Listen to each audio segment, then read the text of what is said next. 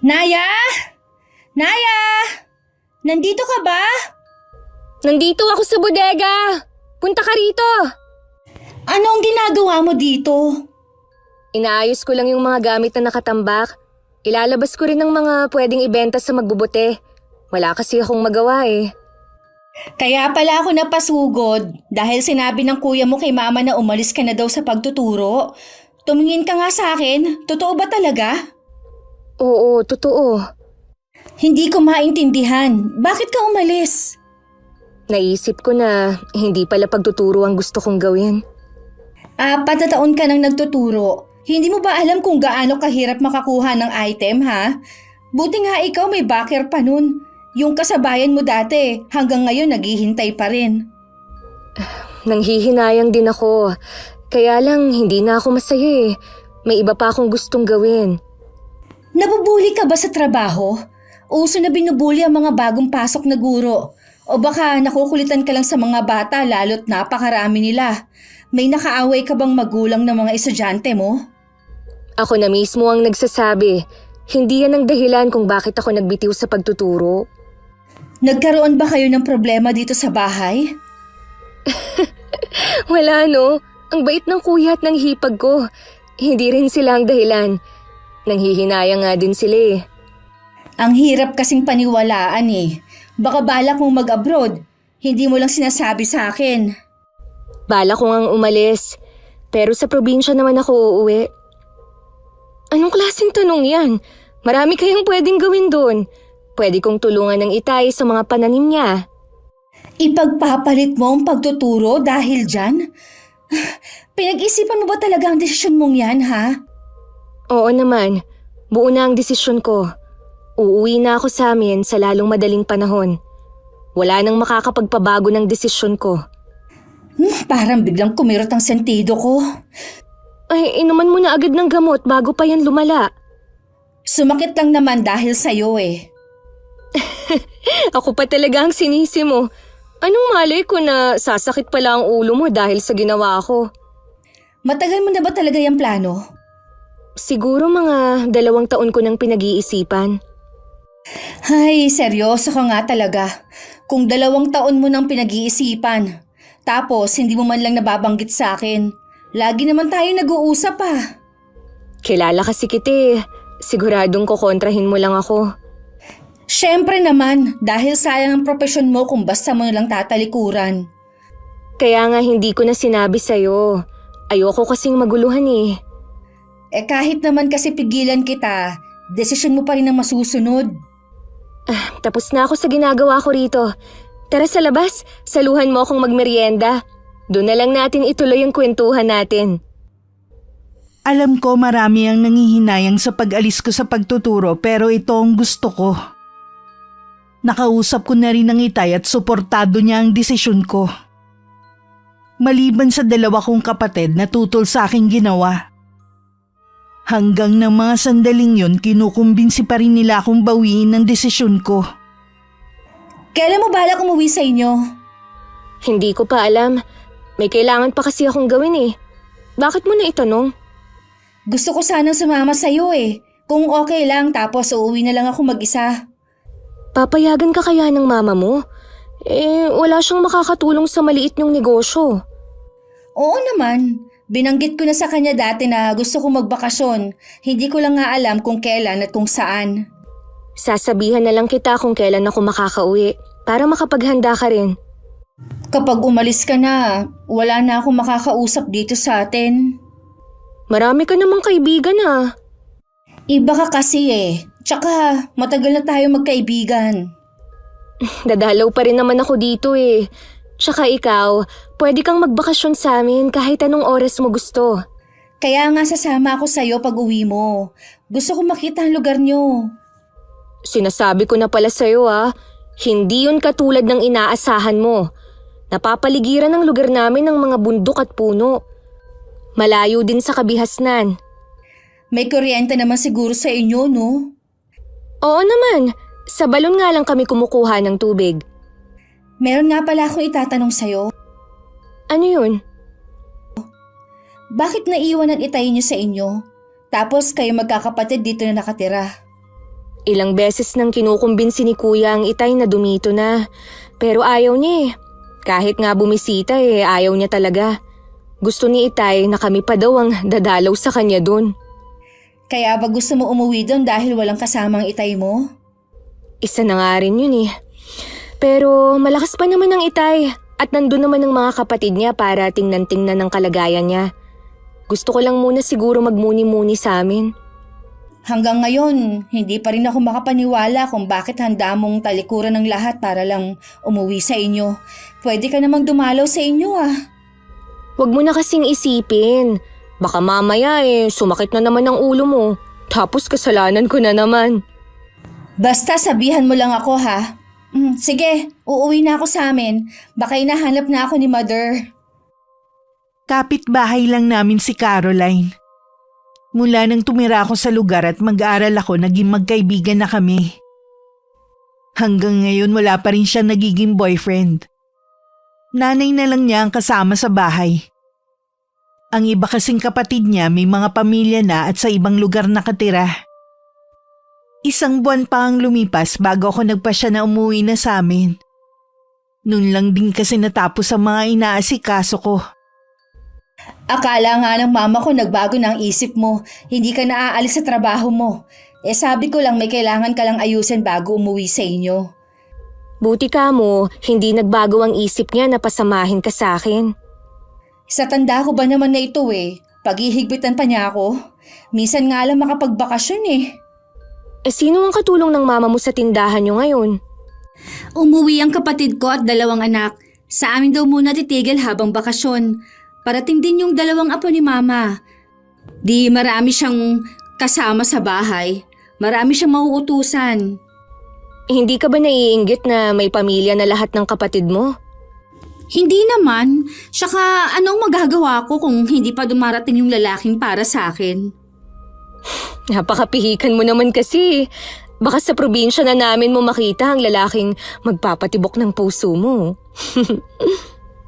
Naku Naya, huwag ka magbiro ng ganyan. Wala akong plano na mag-uwi ng probinsyano. Bakit naman? Wala namang masama kung taga-probinsya ang magustuhan mo Mababait naman sila. Siguro sa iba walang problema. Pero sa akin kasi ayoko no. Kaya please lang, kung may balak kang ireto sa akin, huwag mo nang ituloy. Baka masira lang ang pagkakaibigan natin. Wala naman akong balak na magreto sa'yo, no? Tsaka, hindi ko ugali yun. Mas maganda pa rin kung ikaw mismo ang makatagpo ng taong gusto mo.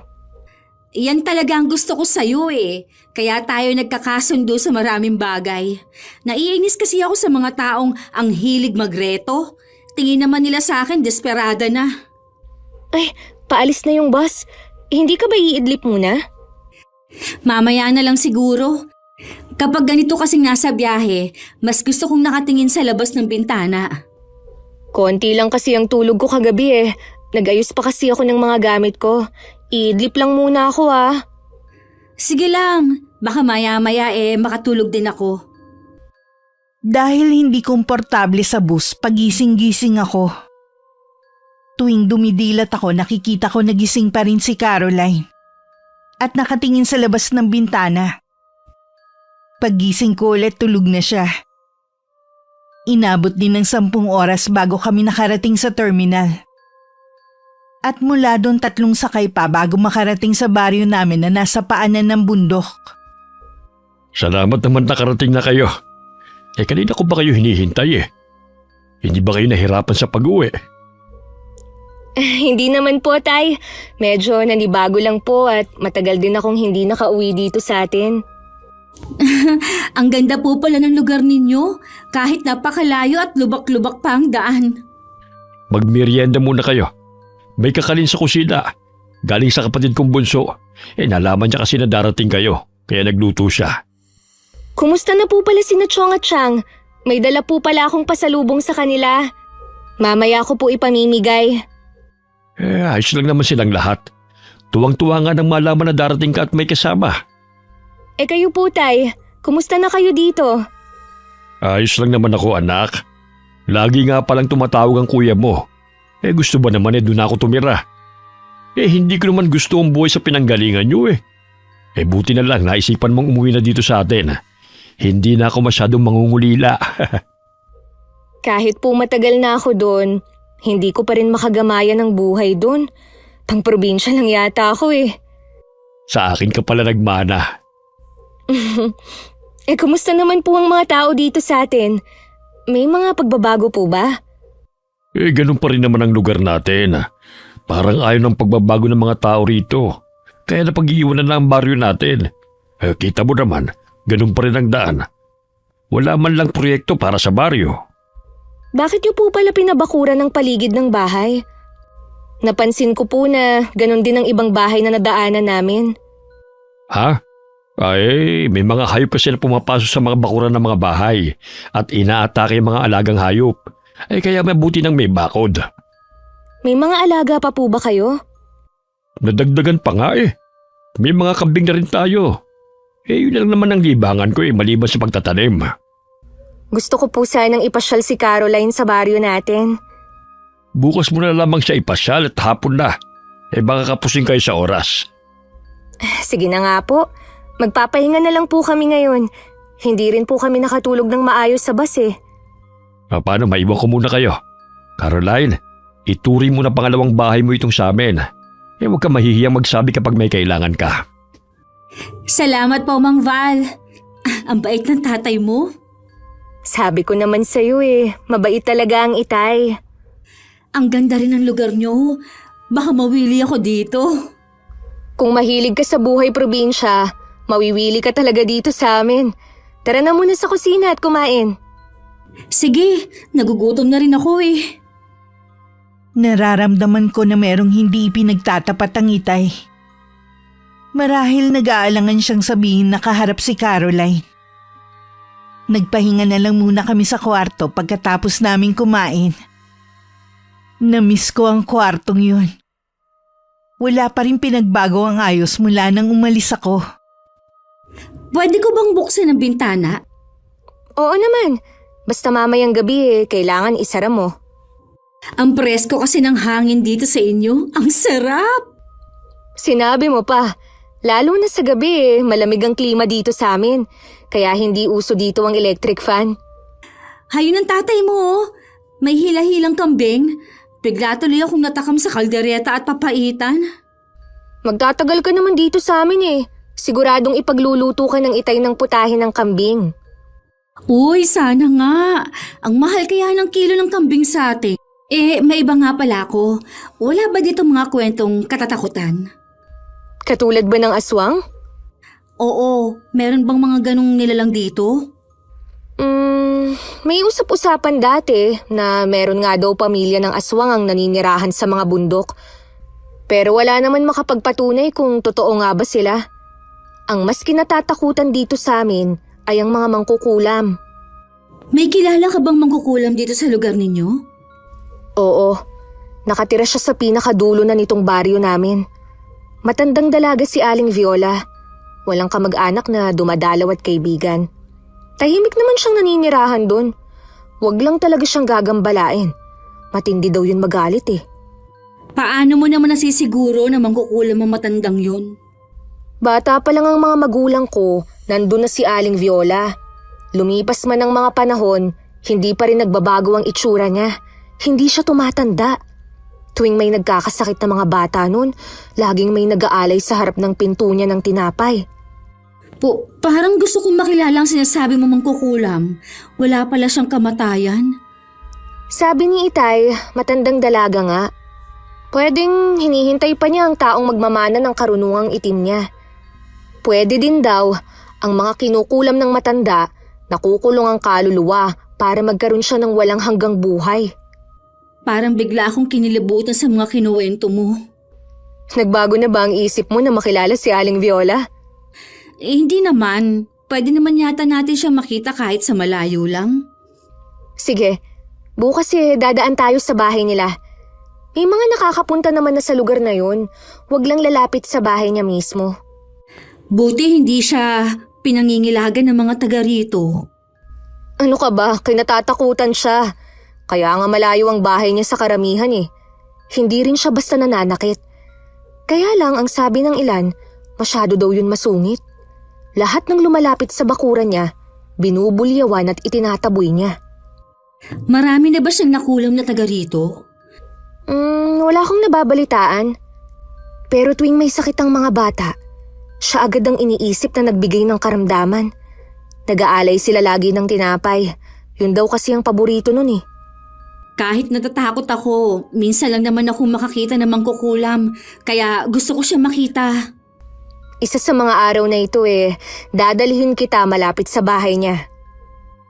Bakas kay Caroline ng kuryosidad na makilalang kilalang matandang dalagang mangkukulam sa amin. Sa hapunan nabanggit ko kay Itay ang tungkol kay Aling Viola. Bakit mo naman naitanong ang tungkol sa matandang yon? Naikwento ko po kasi siya kay Caroline. Hindi naman umalis ang matandang yun sa bahay niya eh. Minsan sa umaga o hapon, nakikita siya nakaupo sa labas ng bahay niya. Pinapanood ang mga taong dumadaan. Wala na po bang napapabalita na nagkakasakit ng mga bata dito sa atin? Meron pa naman. Yung mga batang matitigas ang ulo at ayaw pinagsasabihan. Napapagaling naman sila kagad. Okay lang po kaya na dumaan kami sa bahay niya? Gusto lang namin siyang makita kahit sa malayo lang. Huwag lamang kayong lalapit sa bahay niya. Hindi naman siya basta nananakit kung hindi niyo siya magagambala. Excited na po akong makakita ng itsura ng mangkukulam. Pareho din natin sila na tao. Wala namang kakaiba sa itsura nila. Sabi po kasi ni Naya, walang kamatayan ng matandang yun. Oo, dahil mula nung bata kami, hindi na nagbagong itsura niya. Namatay na ang lahat ng matatanda na kaedaran niya. Pero siya buhay pa rin. Alam niyo po ba kung taga saan talaga siya? Naniniwala din ang mga matatanda dito sa aming baryo. Nauna pang nanirahan si Aling Viola dito. Kaya walang sino man ang pwede magpalis sa kanya rito. Wala ni isa ang nakakaalam kung saan ba siya talaga nanggaling. Ang dami mo nang alam sa matandang yun. Kung sakali man na aksidente kayong magkita, huwag mo daw siyang titigan sa mga mata dahil pwede niyang mabasang nasa isipan mo. Tatandaan ko ang sinabi mo. Baka mamaya pati sikreto ko mabasa niya. Nabanggit nga pala sa akin ni Naya. Gusto mo raw kumain ng karne ng kambing. Sa Makalawi ipagluluto kita. Bukas sana kaya lang may lakad ako Hindi ko maaasikaso ang pagkakatay. Ayos lang po kung sa ibang araw na lang. Nakakahiya naman po kung makakaabala ako sa inyo. Bisita ka ng anak ko Tama lamang na asikasuhin ka namin.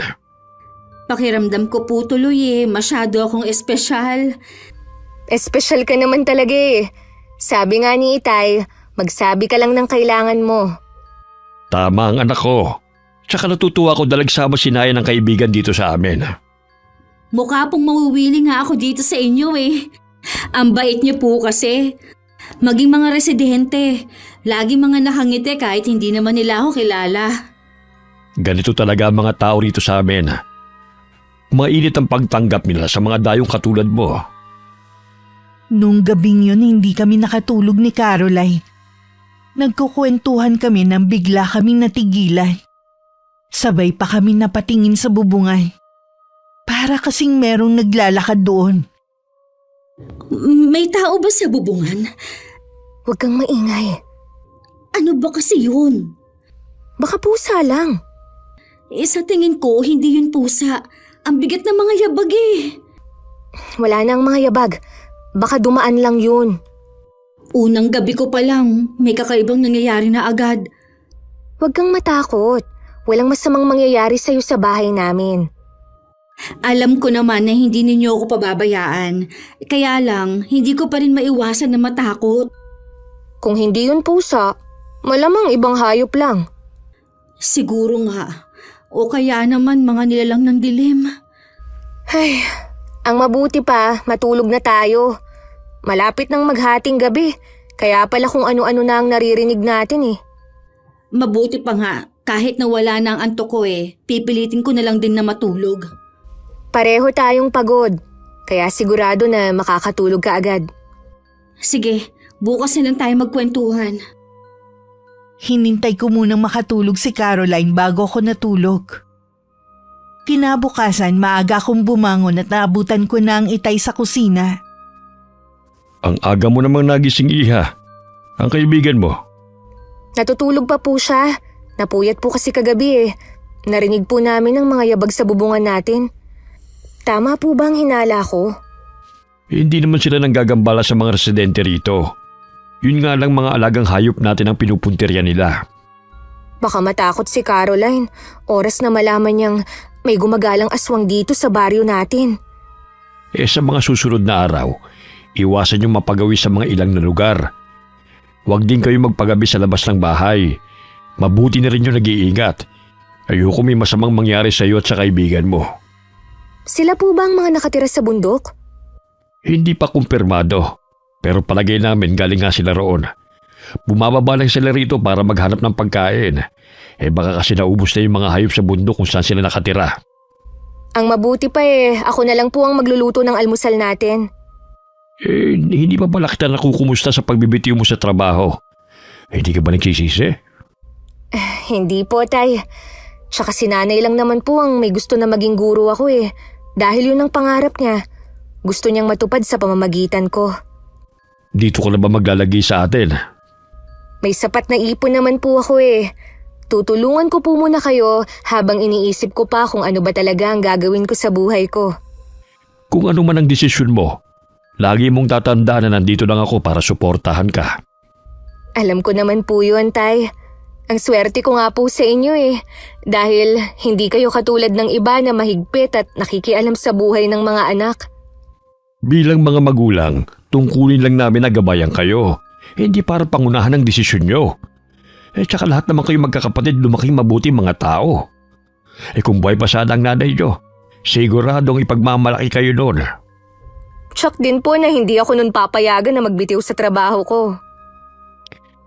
Ayun nga lang. Hindi ka ba naging masaya sa pagtuturo mo? Naging masaya naman po. Pakiramdam ko nga lang po may kulang. Basta po, ang hirap ipaliwanag Naiintindihan kita anak. Kaya kung ano magpapasaya sa'yo, gawin mo lang. Nadismaya nga lang sina kuya sa naging desisyon ko. Balang araw maiintindihan ka rin nila. Opo, mababait naman po sila.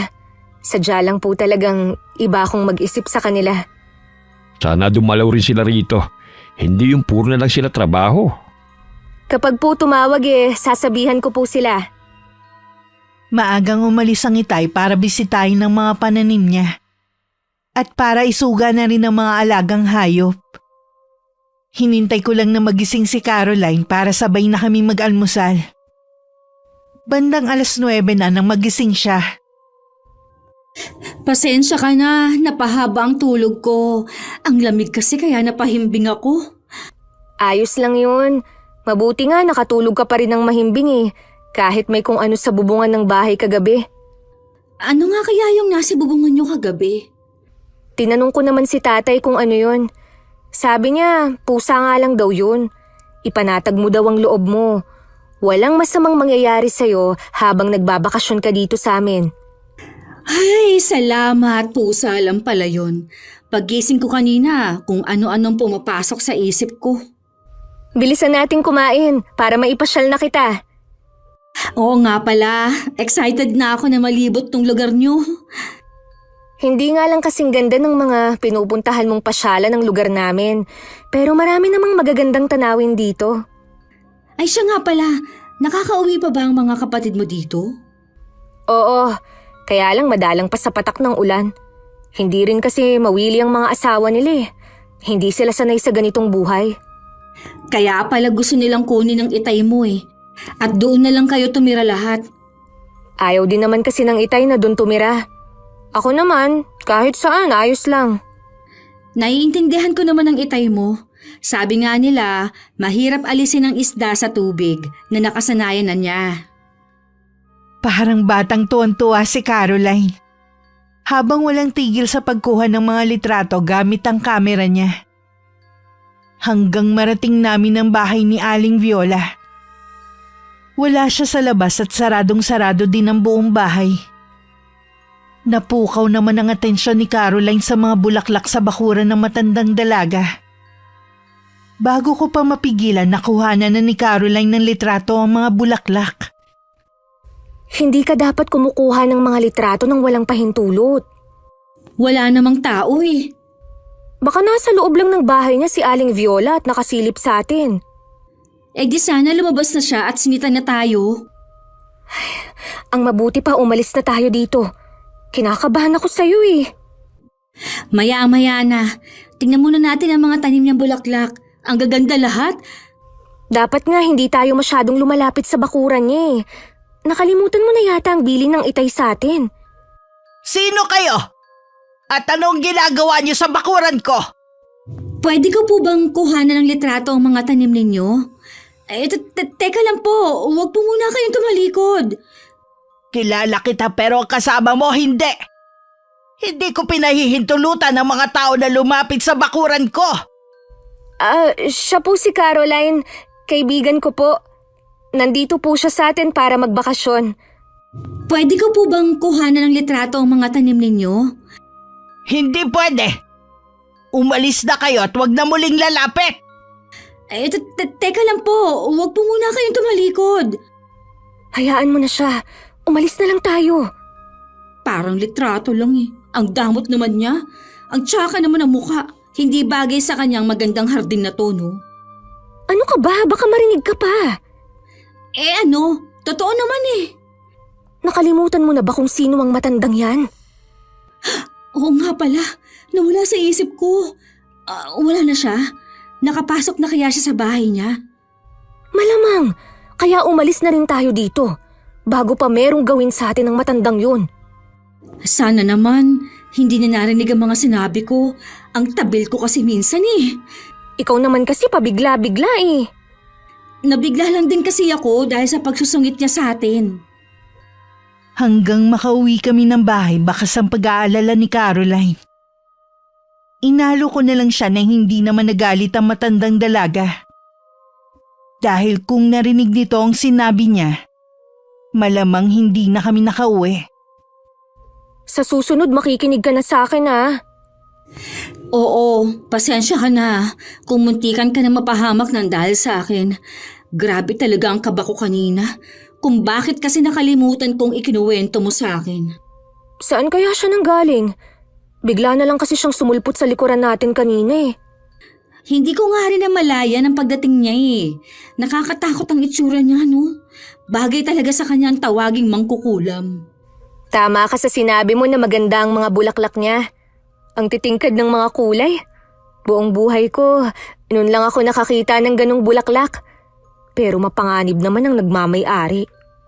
Sabi ko na sa'yo eh, ipadadala ko kay Madara mga litrato. Siguradong matutuwa yun. Mahilig din yun sa mga bulaklak eh. Sayang nga lang, hindi pwede makahingi ng bulaklak. Marami naman ang may tanim dito. Sa kanila ka nalang humingi. Hindi ka nila pagdadamutan. Sige, para may pasalubong ako kay Mader. Hindi na rin kami nakalabas nung bandang hapon dahil sa biglang pagbuhos ng ulan. Nagtataka naman ako dahil nung umaga maaliwalas naman ang panahon. Biglang sumagi sa isip ko si Aling Viola. Sa lakas ng ulan na may kasamang hangin nawalan ng kuryente sa amin. Gabi na pero hindi pa rin tumitila ang ulan. Parang matatanggal ang yero sa lakas ng hangin. Huwag kang mag-alala. Matibay ang pagkakagawa ng bahay namin. Nasaan nga pala ang itay mo? Bakit kanina pa siya wala? Nasa likod bahay lang siya, sa kulungan ng mga alaga namin. Kapag ganito kasing may bagyo, binabantayan talaga niya ang mga yun. Baka din kasi masira ang kulungan at makawala. Ganun ba? Mas mahalaga pa pala ang buhay ng mga hayop na yun kaysa sa buhay niya. Hindi naman sa ganun. Minsan kasi kapag ganitong maulan, sinasamantala ng iba para makuha ang mga alaga ng mga residente. Uso din pala dito ang nakawan at mga alagang hayop pa talaga. Sana naman walang masyadong pinsala sa mga pananim nila tatay paghupa ng ulan. Hindi lang to basta ulan. Bagyo na to, Naya. Sumagi tuloy sa isip ko si Aling Viola. Sa tingin mo ba dahil nagalit siya sa atin, kaya siya nagpaulan ng ganito kalakas? Walang imposible sa matandang yun. Huwag ka namang manakot. Gusto ko pang makauwi sa amin ng buo. Dahil din sa kagustuhan ko na makasama ka rito, Hindi na kita nabigyan ng babala. Nawala na rin kasi sa isip ko ang tungkol kay Aling Viola. Matagal na rin kasi mula nung huling uwi ko eh. Hindi mo naman kasalanan yun, no? Malay ba natin na ganito ang mangyayari? Mabuti pa, magdasal na lang tayo na sana gumanda na ang panahon bukas. Magdamag na wala kaming tulog dahil sa malakas na ulan. Paglabas namin ng bahay, nanlumo kami sa mga nakita namin. Maraming nagtumbahan ng mga puno at halaman. Ang mga pananim ni Itay kung hindi lubog sa tubig, mga nakatumba sa lupa. Sa paglalakad, nakarating kami sa bahay ni Aling Viola nang hindi namin namamalayan. Anong klaseng himala to? Hindi man lang nasira ang mga halaman niya. Lalo pang ang tumingkad ang kulay ng mga bulaklak. Mahiwaga talaga si Aling Viola at ang hardin niya. Sa tingin ko, mahiwaga rin ang mga tanim niyang halaman.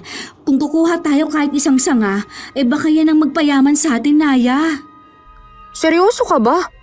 Mangkukulam ang matandang dalaga na yun. Gusto mo bang hindi na makauwi sa inyo? Subukan lang natin manghingi ng kahit buto ng mga tanim niya. Tayo na lang ang magtanim. Sa totoo lang, wala pang nangangahas na manghingi sa matandang yun. Talaga bang madamot ang matandang yan? Ang malaman na isang mangkukulam si Aling Viola, sapat na para malaman mo na hindi siya nagbibigay ng pabor kahit kanino. Tingin ko kasi, yung bulaklak niya ang magbibigay ng swerte sa amin. Medyo nalulugi kasi ang negosyo namin at puro kami utang. Ang totoo niyan kasi, Naya, nalulung si Mama sa sugal. Ha? Kailan pa? Bakit hindi mo sinasabi? Kakatigil lang niya. Kaya nga gusto kong sumama sa'yo dito dahil lagi kami nagtatalo tungkol sa mga utang niya. Sumasakit na din kasi ang ulo ko. Gusto ko naman mag-relax kahit sa sandaling panahon lang.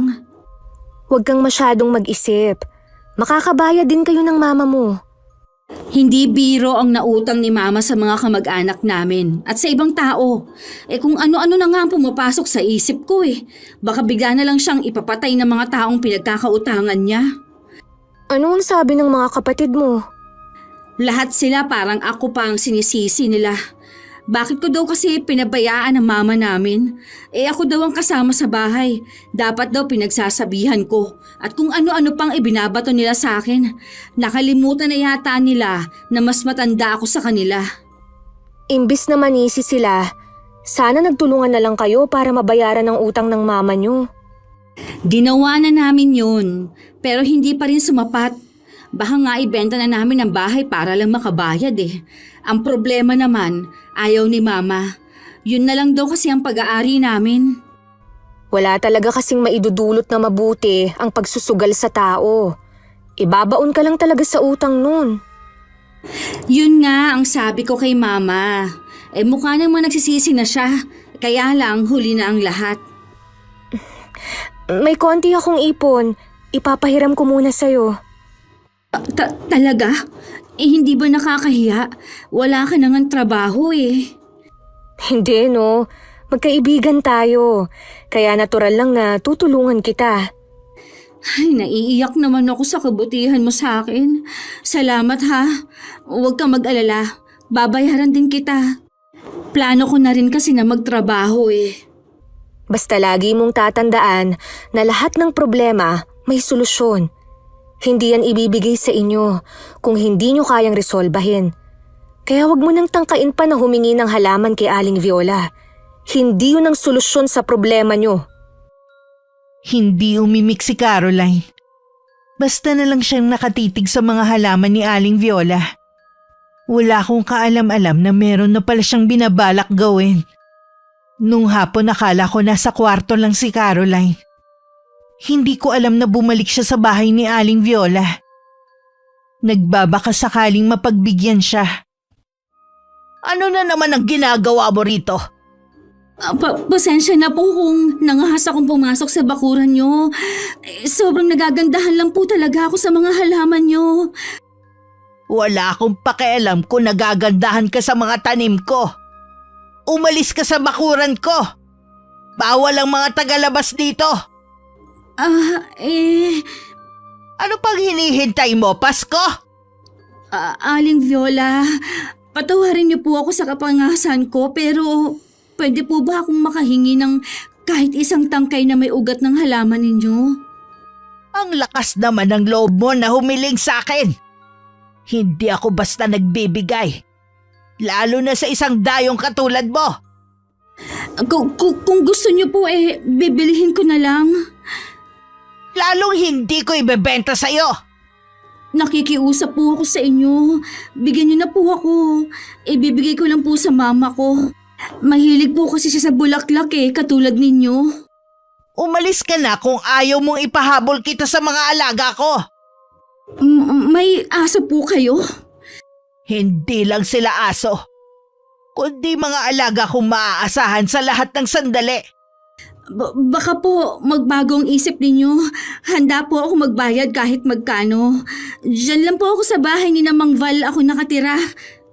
Alam ko kung saan ka nakatira. Alam ko rin ang dahilan kung bakit gusto mong bilhin ng halaman ko.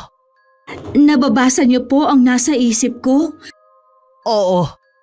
Maging ang nilalaman ng puso mo, alam ko. Wala po akong masamang intensyon. Gusto ko lang po natulungan ng mama ko. Sa tingin mo mapaglalalangan mo ako? Hindi ko po alam ang ibig ninyong sabihin. Alam kong meron ka pang binabalak. Kung ako sa'yo, wag mo nang ituloy. Tinitiyak kong kapahamakan lamang ang idudulot ng gagawin mo. Kung nasa kalagayan ko rin po kayo, ganito rin po ang gagawin ninyo. Maaari pero kahit kailan, hindi ko tatraydorin ang kaibigan ko. Wala po akong balak na ganyan. Darating ang araw na gagawin mo yon. O wag niyo pong pangunahan ang mangyayari. Tignan natin. Umalis ka na. Kanina pa nagugutom ang mga alaga ko. Naamoy ka nila at tingin nila masarap ka. Sige! Tumakbo ka na mabilis! Takbo! Nang mga oras na yon, labis ang pag-aalala ko na malaman na wala si Caroline. Gusto ko na siyang hanapin pero pinipigilan lang ako ni Itay. Maghintay pa raw kami, baka pabalik na rin si Caroline. Hindi na rin naman bata ang kaibigan mo para mag-alala ka ng ganyan. Hindi naman po kasi niya kabisado ang lugar natin. Baka kung saan siya mapadpad.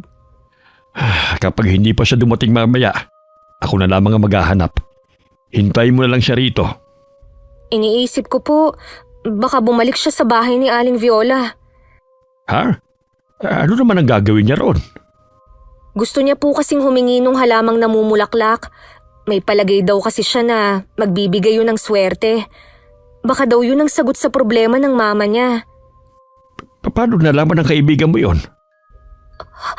Kung ganun, totoo po na swerte ang bulaklak na yun? Oo, totoo yun. Pero nakakatakot ang pwede maging kapalit doon. Pwede kasing buhay niya. Desperada na po kasi ang kaibigan ko Nabaon po kasi sa utang ang mama niya dahil sa sugal. Maraming paraan para mabayaran ang utang ng hindi lumalapit sa matandang yon. Sinabi ko nga po yun sa kanya Hindi ko naman po kasi alam kung ano ang iniisip niya. Posible nga na bumalik siya roon. Susundan ko lang siya. Dito ka na lang maghintay. Baka po huli na rin tayo. Baka kung ano na ang ginawa ni Aling Viola sa kaibigan ko. Huwag ka mag-isip ng masama. O sige na, aalis na ako. Sige po, Tay. Mag-iingat po kayo. May ilang minuto na noon na nakakaalis ang Itay nang dumating naman si Caroline. Mukha namang okay siya. Bakas nga lang sa kanya ang takot. Saan ka galing? Bakit hindi ka man lang nagpapaalam na aalis? Kanina pa kami nag-aalala sa'yo. Sorry, Naya. Baka kasi hindi mo ako payagang lumabas mag-isa Saan ka ba kasi nagpunta, ha? Bumalik ako sa bahay ni Aling Viola. Inalok ko siya na bibilihin ko ang halaman niya pero hindi siya pumayag. Ang tigas naman ng ulo mo. Buti sana kung hindi ko kilala yung matandang yun. Gusto ko lang namang subukan baka sakaling pumayag siya. O ano, may napala ka ba? Di ba wala? Ay, Tinakot pa nga ako kapag hindi umalis. Ipapahabol niya ako sa mga alaga niyang aso. Nakikiusap ako sa'yo. Huwag ka nang babalik doon. Ay, hindi na talaga. Baka nga sa susunod ipalapa na niya ako sa mga alaga niya. Pinuntahan ka nga ng Itay doon eh. Ha? Hindi ko siya nakasalubong Hintayin na lang natin siya. Sana naman walang gawin sa kanya ang matandang yun. Naku Naya, pasensya na talaga. Hindi ba tayo pwedeng humingi ng tulong? Walang maglalakas ng loob na pumunta sa bahay ni Aling Viola. Bukod tanging ikaw nga lang Hindi ko naman kasi alam na susundan ako doon ng Itay mo. Kaya namang ipagtanggol ng Itay ang sarili niya. Hintayin na lang natin ang pagbabalik niya. Hinihingal pa ang Itay na makarating sa bahay ni Aling Viola. Agad naman lumabas sa kanyang bahay ang matandang babae. Matalim ang titig niya kay Itay. Sa loob maririnig pa ang tahulan ng mga alaga niya. Nandito ako dahil sa kaibigan ng anak ko. Nasaan siya? Siguro meron kang sinabi sa babaeng yun tungkol sa mga halaman ko. Hindi ko alam ang sinasabi mo. Huwag ka na magkaila pa. Hindi ako nagsisinungaling. Isinusumpa ko sa ngalan ng namayapa kong asawa. Ganun ba kahalaga ang kaibigan ng anak mo? Para ibuwis ang buhay mo sa pagpunta rito? Bisita namin siya. Hindi ko hayaan na may masamang mangyari sa kanya. Kung wala siya rito, malamang nakauwi na siya. Kung hinayaan ko lang na makauwi siya sa inyo. Anong ginawa mo kay Caroline? Sumagot ka! Anong ginawa mo sa kanya? Sige, subukan mo lumapit. Buhay pa pala ang mga alaga mong yan. Sa tingin mo matatakot mo ako? Nasaan si Caroline? Baka nasa loob na ng garapon ko. Hayop ka! Mga alaga, sugurin niyo siya! Isang malaking pagkakamali ang ginawa mong pagpunta rito. Ikaw ngayon na magiging hapunan ng mga alaga ko. Isang malaking pagkakamali ang ginawa mong pagpunta rito. Ikaw ngayon na magiging hapunan ng mga alaga ko. Mas matinding kaba ang nararamdaman ko ng mga oras na yun. Madilim na kasi wala pa rin ang Itay. Panay ang dasal ko sa isip na sana umuwi siya ng ligtas. Lumipas pa ang nakakainip na sandali. Dumating na rin ang Itay na puno ng sugat ang buong katawan. Inalalayan namin siya na makaupo. Kinuha naman ni Caroline ng gamot. Ano po ang ginawa ni Aling Viola sa inyo? Pinalapa niya ako sa mga alaga niya. Mabuti na lamang nakatakas ako tumakbo sa gubat. Ang sama naman ng matandang yun. Wala siyang puso. Tahan na. Wala namang masamang nangyari sa akin. Sorry po, Mang Val. Kung hindi dahil sa akin, hindi kayo pupunta doon at hindi mapapahamak. Huwag mo nang sisihin ang sarili mo. Obligasyon namin mag-ama na siguruhin na ligtas ka habang nagbabakasyon ka rito sa amin. Hindi ko lang po maiwasan na makonsensya. Ang tigas kasi ng ulo ko Mangako ka. Mangako ka na hindi ka na ulit pupunta sa bahay ni Aling Viola. Mapangalib siya. Baka sa susunod, hindi ka na niya bigyan pa ng isang pagkakataon. Opo, hindi na ako pupunta sa bahay niya. Maiwan ko muna kayo. Magpapahinga lang ako sandali. Aalalayan ko na po kayo. Inalalayan ko hanggang makahiga sa katre na may sapin ng Itay. Nang masiguro na maayos na ang lagay niya, lumabas na ako ng kwarto. Naabutan kong umiiyak si Caroline. Hindi ba natin dadalhin ang tatay mo sa ospital? Ang dami niyang kagat, baka mapano siya. May manggagamot kami dito. Bukas susunduin ko siya para matingnan ng Itay. Naya, sorry ha. Alam ko na nagagalit ka sa akin dahil sa nangyari sa Itay mo. Hindi ko naman kagustuhan yun Hindi ako magsisinungaling. Naiinis talaga ako sa'yo. Siguro, kung mas grabe ang nangyari kay Itay, Baka matapos ng pagkakaibigan natin. Tatanggapin ko naman ang galit mo eh.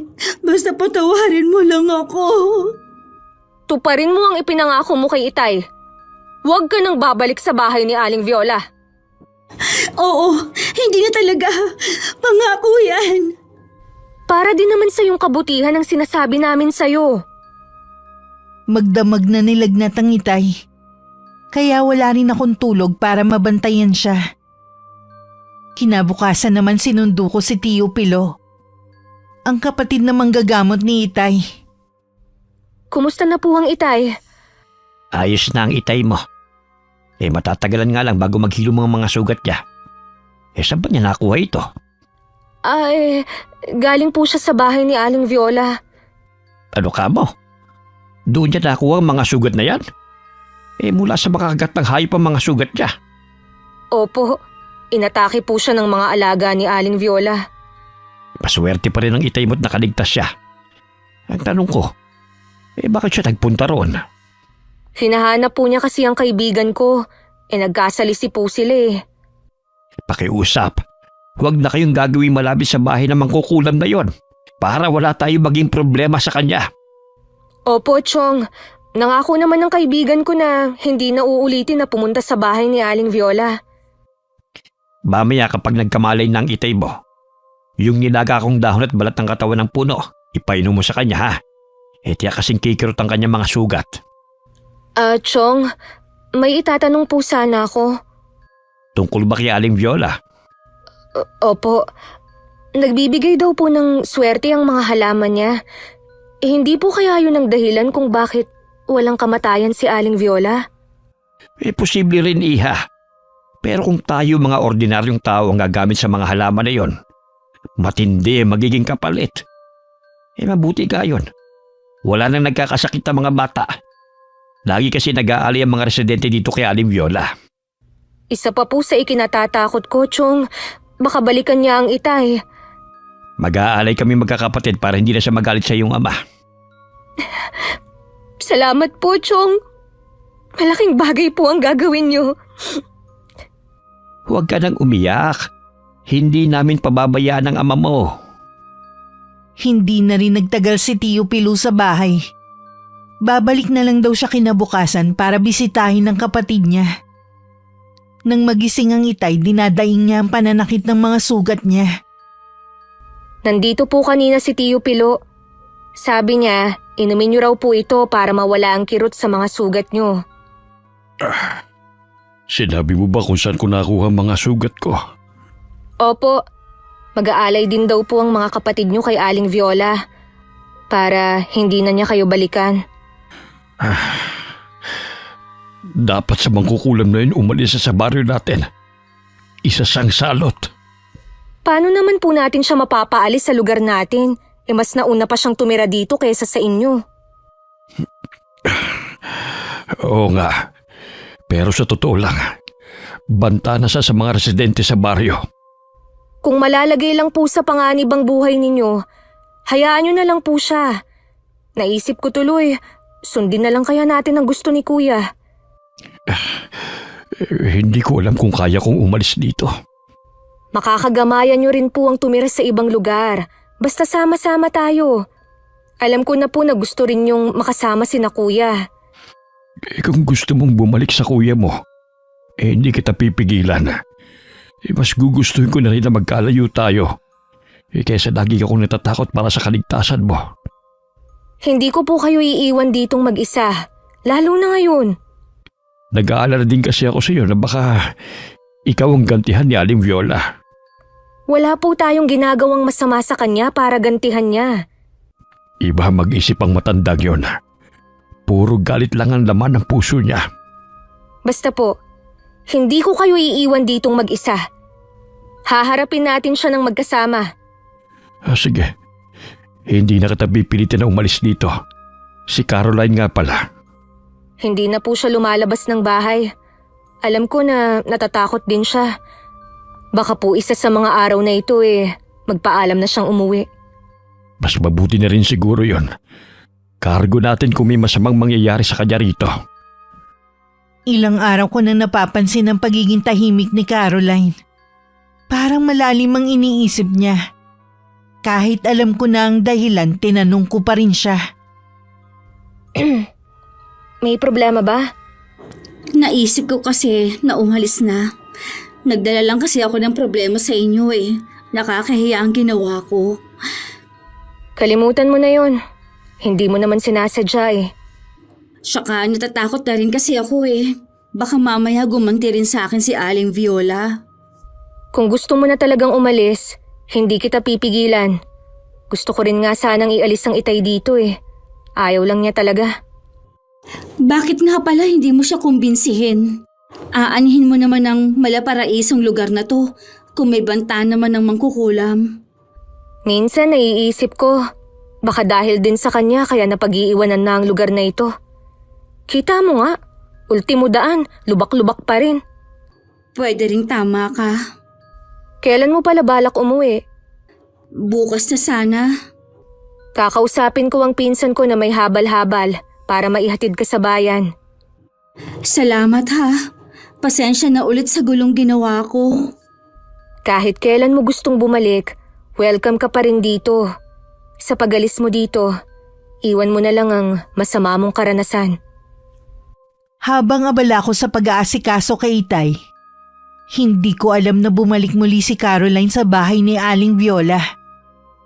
Narinig niya kasi ang pag-uusap namin ni Tio Pilo tungkol sa halaman ng matandang babae. Lalo siya nagkaroon ng interes para kumuha. Nagpalingalinga pa siya bago binunot ang halaman sa bakuran nito. Abot tenga pa ang ngiti niya habang pauwi sa amin. Sorry na lang, Naya. Mas mahalaga kasi sa akin ang pagyaman kaysa sa pagkakaibigan natin. Kung totoong sinasabi ng tiyuhin mo, itong solusyon sa problema ng mama ko. Pag-uwi sa amin, agad na nag-impake si Caroline dahil maaga siyang luluwas bukas. Sa hapunan, nagpaalam na siya sa aking ama. Nagpapasalamat po ako sa inyo sa mainit ninyong pagtanggap sa akin sa bahay nyo. Pasensya na po, binigyan ko pa kayo ng problema. Huwag mo nang isipin pa yon. Sayang nga lang at sandali ka lang dito sa amin. Nag-enjoy naman po ako sa ilang araw na pamamalagi ko dito. Natatakot din po kasi si Caroline sa pwedeng gawin ni Aling Viola. Mag-iisip ako ng paraan kung paano ko siya may tataboy sa baryo namin. Perwisyo na rin kasi siya sa mga residente rito. Kung sakali man po na mawala na siya dito, paniguradong babalik po ako. Sana nga, Iha, makabalik ka rito sa amin. Ikaw lang kasi ang kaibigan na isinama rito ng anak ko. Mag-iingat ka sa biyahe ha. Ikumusta mo na lang ako sa mama mo. Makakaasa ka. Ipapakita ko rin ang mga litrato na nakunan ko dito. Mamimiss kita kapag nakauwi ka na. Ako din naman. Sana dumalaw ka sa atin. Ayokong mangako, pero titingnan ko pa rin. Ayoko kasing iwan na lang basta ang Itay. Naiintindihan ko naman. Magtawagan na lang tayo lagi. Oo naman. Wala kaming kamalay-malay ni Itay sa trahedyang parating dahil sa ginawa ni Caroline. Kinabukasan, maaga siyang sinundo ng pinsan ko. Makalipas ang ilang araw, sunod-sunod nang nagkasakit ang mga bata sa baryo namin. Maging pagkawala ng mga tao sa hindi malamang dahilan. Ang dami pong ginagamot ni Tio Pilo ngayon. Hapong-hapo na nga po ang itsura niya kanina nung puntahan ko eh. Masama ang kutob ko sa nangyayari sa baryo natin. Ano po ang ibig ninyong sabihin? May palagay akong si Aling Viola ang may kagagawa ng lahat ng pagkakasakit ng mga bata at pagkawala ng mga tao.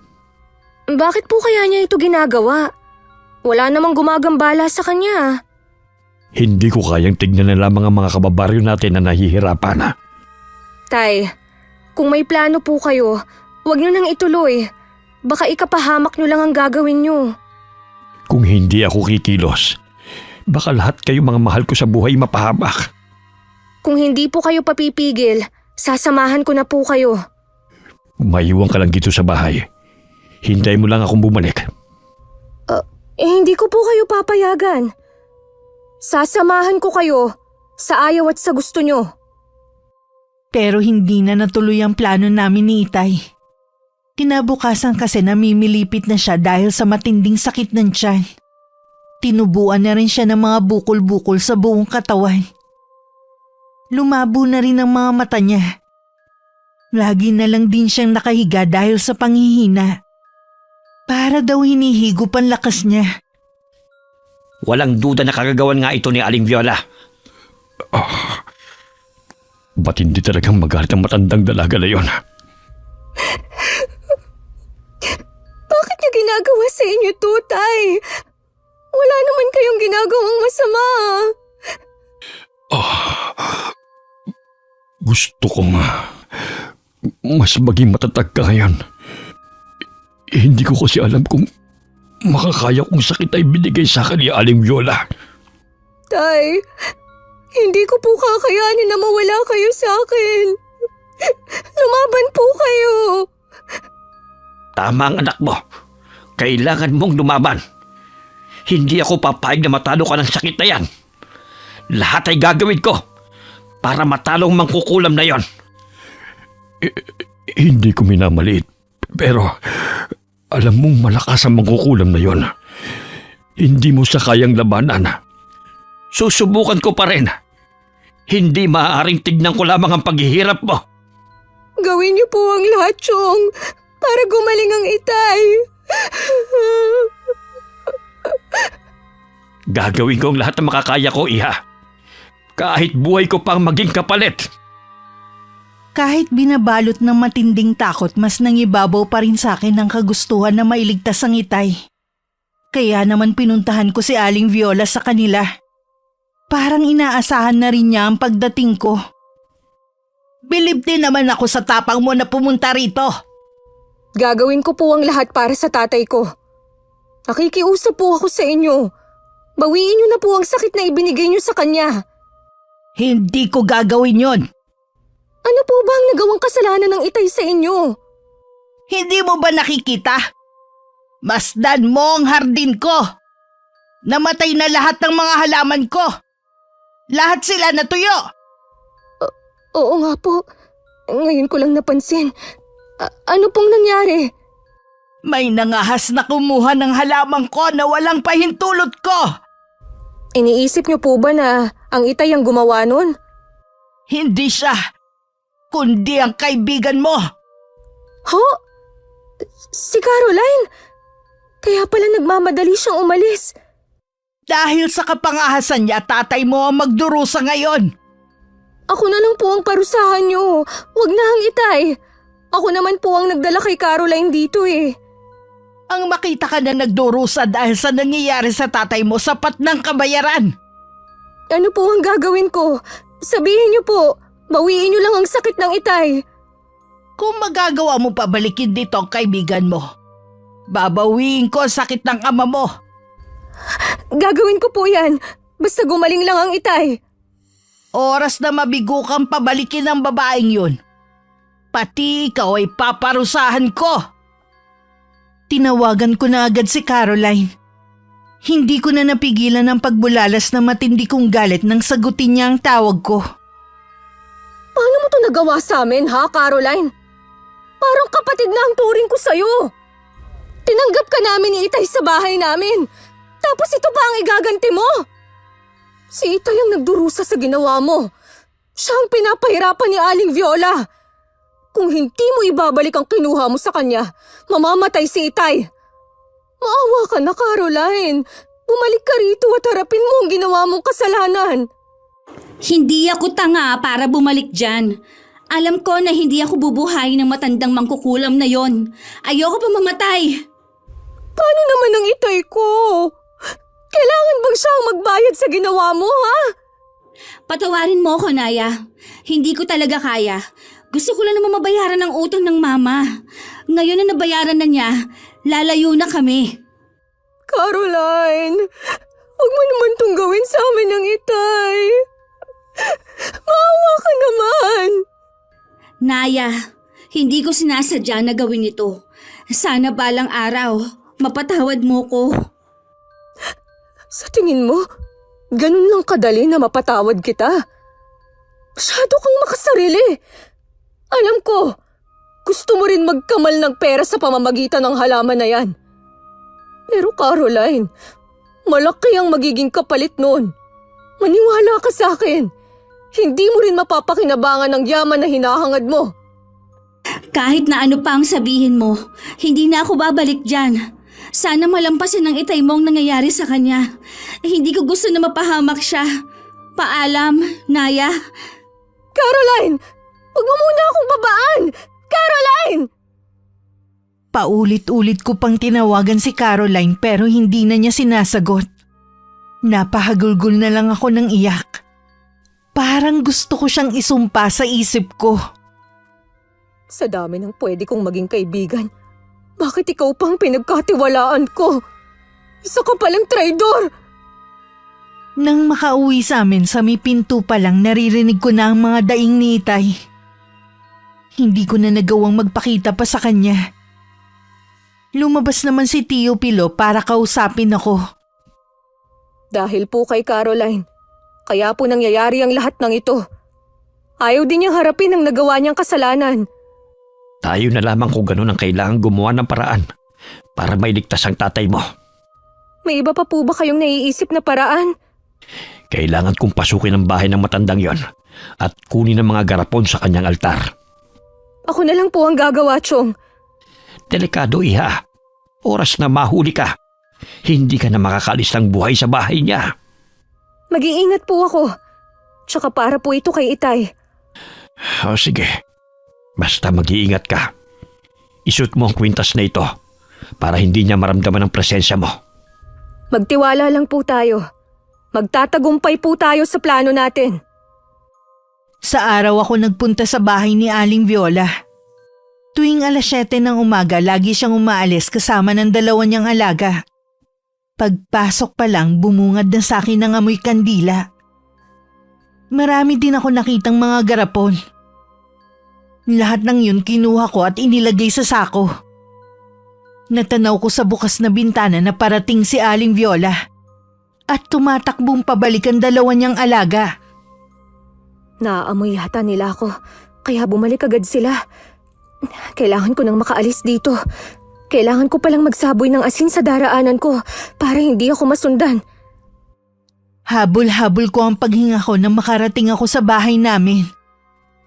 Sinalubong naman ako ni Tio Pilo at kinuha sa akin ng sako. Inilabas niya mula roon ng mga garapon na naglalaman ng mga ginagamit sa pangungulam. Magaling, iha. Nakuha mo lahat. Muntik na po akong mahuli kanina. Mabuti na lang po, nakalabas ako agad ng bahay niya. Malakas ang pakiramdam ng matandang yon. Tiyak sa mga oras na ito. Alam niya nang ikaw ang pumasok sa bahay niya. Kumusta po ang Itay ko? Wala na siyang malay. Pero lumalaban pa rin siya hanggang ngayon. Puntahan natin siya. Hindi ko po kakayanin kapag may masamang mangyari kay tatay. Nakikiusap po ako. Pagalingin niyo po siya. Lahat ay gagawin ko. Ngayong nasa atin ang mga ito, may pag-asa ng gumaling ang Itay mo. Diyos ko! Bakit ganito ang Itay? Parang naging kahoy ang balat niya. Kailangan walang apoy na malapit sa kanya. Hindi nga ako makapagsindi ng kandila. Pari kasi siyang tukbukin ng apoy. Sa labas ng bahay na ako mag-oorasyon. Kailangan mabasag ng lahat ng garapon na ito. Babantayan ko lang po ang Itay. Huwag mong hayaan na merong makalapit sa kanyang kahit na anong hayop. Sa labas ng bahay namin, dun sinindihan ni Tio Pilo ang benditadong mga kandila. Wala rin tigil ang pag-usal niya ng dasal. Inilabas niya isa-isa ang mga garapon sa sako. May naririnig siyang tila mga boses sa loob nun. Dito nga niya ikinukulong ang mga kaluluwa ng mga biktima niya. Palalayain ko kayo para makatawid na kayo sa dapat niyong puntahan. Pilo! Sabi ko na nga ba eh. Kayo ng pangahas mong pamangkin ang kumakalaban sa akin. Huwag kang lalapit! Dapat matagal ka nang wala sa mundong ito. Alam ko na kung saan nanggagaling ang kapangyarihan mo para humaba ang buhay mo. Ibalik mo sa akin ang mga kinuha mo at pababayaan ko na kayo. Hindi ako naniniwala sa'yo. Ito na lang ang natitira sa garap mo ng pag-aari mo. Ibalik mo sa akin yan! Maawa ka! Hindi ka nga naawa sa kapatid ko at sa iba pa. Bakit ako maaawa sa'yo? Sinabi nang ibalik mo sa akin yan eh! Hindi! Bakit mo binasag? Tama lang ang ginawa ko. Kayo ang nanggugulo sa pananahimik ko. Kayo ang nangahas na pumunta sa bahay ko. Magbabayad kayo na mahal sa akin. Sinusumpa ko yan! Lalong nangulubot ang balat ni Aling Viola. Mas lalo din siyang tumanda tingnan. Ang maitim na buhok niya ay biglang namuti at nalagas. Nang maglakad siya paalis, hirap na hirap siyang ihakbang ang mga paa niya. Pagdating sa bahay niya, nadatnan niya na wala ng buhay ang 2 alaga. Lalong napaiyak ang matanda sa nakita. Mga alaga ko, mga anak ko nang ituring. Bakit niyo ko iniwan? Magbabayad ka sa akin, Caroline. Ikaw ang punot dulo ng lahat ng ito. Ikaw ang una kong sisingilin. Naiiyak pa ako sa tuwa nang makita ko nagkakamalay ng itay. Bumalik na rin sa dati ang balat niya at nakakaaninag na rin siya. Magaling na po kayo, Tay. Nagawa mo, Kuya Pilo. Natalo mo mangkukulam. Dahil sa tulong ng anak mo, mas matapang pa siya sa akin. Basta para kay Tatay, wala akong hindi gagawin. Salamat, anak. Huwag muna tayo magsaya. Buhay pa si Aling Viola. Alam kong meron pa siyang pinaplano. Hanggat sama-sama po tayo, magagawa natin siyang labanan. Tama ang anak ko, Kuya. Humina na rin ang kapangyarihan niya. Pero wag pa rin tayo pakampante. Nakuha na po natin ang nagpapalakas sa kanya. Kaya hindi na rin niya tayo magagawang kalabanin. Paano? Uwi na muna ako. Tiyak na meron mga naghihintay sa akin sa bahay para magpagamot. Salamat po, Chong, sa tulong niyo. Maraming salamat sa iyo, Kuya Pilo. Bumalik na sa dati ang pamumuhay ng mga taga-samin. Pero nandun pa rin si Aling Viola. Wala pa rin naman nangangahas na paalisin siya dahil sa takot. Kaya lang ang dating makulay na bakuran niya ay napalitan na ng mga sukal at mga ligaw na damo. Naglaho na ang mga namumukadkad niyang mga halaman noon. Bakit ang layo ng tingin mo? May problema ka ba? Iniisip ko po si Aling Viola. Kung ano na kaya ang ginagawa niya ngayon. Naging masukal na po kasi ang bakuran niya ngayon eh. Malamang nagkukulong lang siya sa bahay niya. Naghihintay ng huling sandali ng buhay niya. Ewan ko po ba? Parang naaawa naman ako sa kanya ngayon. Di po ba malungkot ang mamuhay mag-isa? Tapos napakatagal na panahon na rin niyang nabubuhay. Mabuti ka kasing tao kaya nakakaramdam ka ng awa sa kanya. Kahit ganun si Aling Viola, tao pa rin naman siya katulad natin. May damdamin din. Gusto ko sanang... May parating na habal-habal. Ang pinsan mo, sino kaya ang pasahero niya? Balot na balot ng tela. Sino naman kaya ang magiging bisita natin? Si Caroline ang sakay. Oo nga. Ano kaya ang ginagawa niya rito? Bakit pa siya bumalik? Hintayin natin siya makalapit at makapagpaliwanag. Habang palapit si Caroline sa amin, nun ko lang napansin na malaking pagbabago sa kanya. Hindi ko alam kung mandidiri ba ako o maaawa sa kalagayan niya. Hindi na rin niya napigilan na mapaiyak sa harapan namin. Nagkatingin na naman kami ni Itay. Patawarin niyo po ako. Naya, Mang Val. Ano bang nangyari sa'yo? Ito na po siguro ang parusa sa akin dahil sa ginawa ko. Masyado ako naging gahaman sa pag-aakalang puro swerte lang ang dala ng kinuha ko nung halaman kay Aling Viola. Susundin ko lang si Kuya Pilo. Walang ibang makakapagpagaling sa'yo kundi ang kapatid ko. Yan na nga bang sinasabi ko eh. Pagkatapos ng lahat ng ginawa mo sa amin, dito ka pa rin pupunta para humingi ng tulong. Nagbabaka sakali lang naman ako eh. Alam ko na napakalaki ng kasalanan ko sa inyo. Hindi ko nahihilingin ang kapatawaran ninyo. Kung gano'n naman pala, bakit bumalik ka pa dito? Naya, wala nang mama ko. May palagay ako na sa kulam din siya namatay. Bago siya nalagutan ng hininga noon, sabi niya pumunta ako dito kahit ako na lang daw ang gumaling. Nadamay patuloy ang mama mo dahil sa ginawa mo. Dala ko ang halaman. Ibabalik ko na ito kay Aling Viola. Handa na rin akong harapin ang galit niya. Wala na rin saysay ang buhay ko dahil wala na si Mama. Galit din sa akin ang mga kapatid ko.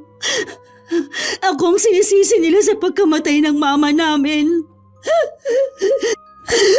Ako daw ang nagdala ng kamalasan sa pamilya namin. Lahat na lang sa akin nila sinisisi. Hanggang ngayon, galit pa rin ako sa'yo. Pero sino ba ako para hindi ka patawarin sa ginawa mo? Sana lang, wag mo na ulit gagawin ang bagay na yun. Ang kumuha ng hindi sa'yo, magdudulot lang ng hindi mabuti. Matinding aral na ang nangyari sa akin. Kahit hindi na bumalik sa dati ang itsura ko, ayos lang sa akin. Tanggap ko na ang parusa ko. Magpahinga ka muna sa kwarto natin. Alam ko na pagod ka sa mahabang biyahe. Oo. Kinakabahan din ako sa kung paano ninyo ako haharapin. Salamat at maayos pa rin ang trato ninyo sa akin. Sa kwarto mo na lang ikwento ang mga nangyari sa'yo habang hinihintay natin si Tio Pilo. Sariwa ang mga sugat ni Caroline sa katawan. At may masangsang din na amoy na lumalabas dito. Yun marahil ang dahilan kung bakit balot na balot siya ng tela nang dumating. Kitang-kita naman sa kanya ang pagsisisi. Kaya tuluyan nang nawala ang galit ko sa kanya. Ilang sandali lang dumating rin si Tio Pilo at saka siya ginamot. Nang araw ding yun kasama ang itay, pinuntahan namin ang bahay ni Aling Viola para isoli ang halaman. Pero wala na siyang buhay habang nakaupo sa kanyang tumba-tumba. Alam ko na magugustuhan niya na ilibing sa sardin niya. Itatanim ko rin sa puntod niya ang halaman na ibinalik ni Caroline. Dumating na rin ang hangganan niya. Sana matahimik pa rin ang kanyang kaluluwa. Mawawala na rin ang takot ng mga residente sa pagkawala niya. Aling Viola, saan man po kayo naroon, patawarin niyo po kami kung nagambala namin ang tahimik ninyong pamumuhay. Ipinagdarasal po namin ang inyong kaluluwa. Halika na. Mukhang anumang sandali babagsak ng malakas na ulan. Hindi na bumalik sa dating itsura niya si Caroline. Naghilom naman ang mga sugat niya. Mula nun sa baryo na namin nanirahan ng kaibigan ko. Sa kabila ng mga nangyari, mas naging malapit pa kami lalo sa isa't isa. Paminsan-minsan pinupuntahan namin ang puntod ni Aling Viola para linisan. Namumukadkad na rin sa paligid ng mga bulaklak. Ni minsan hindi kami kumuha sa mga yon. Bilang respeto na rin sa matandang mangkukulam na minsan nang kinatakutan sa lugar namin. Wakas. Okay, shout out po tayo. Shout out sa Carillo family and Berondo family and kay Ian. Hello sa asawa ni Ami Yong na si Mr. Yong Beng Long. Hi kay Miss Lane na nasa Hong Kong. Hello kay RJ Channel from Hong Kong. Hi kay Richie Traya from Cebu City. Hi kay Belle Losada from Palawan. Hello kay Mama Lily Jane Ray at kay Lara from Quezon Province. Hi kay Monette Vergara na araw-araw nakikinig. Salamat sa iyo. Hi kay Maria Jaisel Ngoho from Rodriguez Rizal. Hello kay Marian Lyrics. Shoutout sa Consensino family ng Caloocan City at San Fernando, Masbate. Hi kay Josephine De Penosa from Pasig City. Hi kay Kimberly Caballero from Las Piñas. Hello kay Maria Rosalie Galindez from Cagayan de Oro City. Hello kay Aiko Villesa from Bahrain na lagi ring present. Shout out sa Torrefiel family and Munlawin family. Hello sa Mina family from Dinagat Island and Binangonan, Rizal. Hi kay Mayren Notarte at Laarni Yakan from General Santos City. Hi kay Nanet Carson. Shout out sa Andrin family, Gravoso family, and Caparas family. Hello kay Jonalyn Barameda from Las Piñas. Hi kay Rujen Unabia from Bacolod City. Hi kay Ermarmi Sablad at sa buo mong angkan. Maraming salamat po. Hi kay Japol Salumbre from Manila. Shout out sa mag-asawang Arnel Biho at Fatima Colima na laging nakikinig. Maraming salamat po. Shout out sa Atik Garment ng Santa Mesa at kay Olivia Pelayo. Hello sa mag-asawang sina Ellie Jane at John Ryan Lucas. Limay from New York City. Hello sa Gregorio family from Aklan. Hi kay Danilo Katigan na laging nakikinig. Hi kay Maring Winsel na masarap gumawa ng ice cream at ice candy at belated happy birthday kay Mary Chris Biron ng Cebuana Luwilier from OSD Rematado. Hi kay Joffer Garcia and family. Hi kay Janice Naldosa from Kuwait. Hi kay Beth Lewis from Okinawa, Japan. Happy birthday kay Miss Mary Jane Manikis from Guadalupe. Hi kay Kim Serilin from South Korea. Hello kay Leonora Mandigma. Shout out sa Lats for Less Davao City at hello kay na Joan De La Cruz, Regina Gasis, Totsi Katinoy, Archie Jaime at sa pinakamamahal na asawa ni Benchan na si Elester Joy Humisay. Hi kay Annabel Lidiao. Hi kay Annabel Lajao from Jeddah. Shout out sa Ali Corndog ng Pasig City. Shout out sa Pastor family kay Philip, Ken, Kenneth, PJ, Blessy, Ben Aiden, Princess Jane, Casey at sa mga apo nyo from Nasugbu, Batangas. Hello kay Marian Delta Fuente. Shout out kay Roger Java alias Boy from Miss Roxy. Hi kay Robinson Kiamco from Paquibato City. Shout out kay na Angelica Songko at Mikey Songko Bayeta from Pinamalayan Oriental, Mindoro. At shout out sa dalawang poging anak ni Charmaine Basmayoruelo na si B-Boy at Cedric Bandola. Hello sa inyo. Maraming salamat po sa pagsuporta nyo at pakikinig. Hanggang sa susunod, ingat, God bless.